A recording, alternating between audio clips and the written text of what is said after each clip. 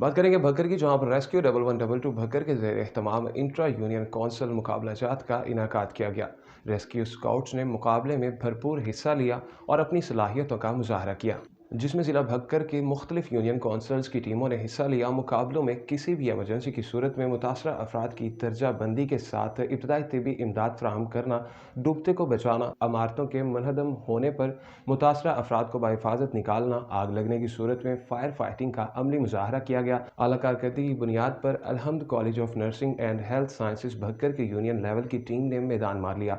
इस हवाले से CEO Alhamd college of nursing and health sciences Shahid Khan Nawani का कहना था कि इस तरह के मुकाबला जात का इनेकाद करवाना खुश आइन है और रेस्क्यू 1112 भक्कर महफूज माशरे के क़याम में अपना खरीदी किरदार अदा कर रहा है। Rescue safety officer Mohammad Asif Jalal का कहना था कि CERT टीमों का क़याम महफूज माशरे के लिए इंतहाई ज़रूरी है। तमाम शहरियों को चाहिए कि रेस्क्यू 1112 डिपार्टमेंट से बाकायदा ट्रेनिंग हासिल करके ज़िम्मेदार शहरी होने का सबूत दें।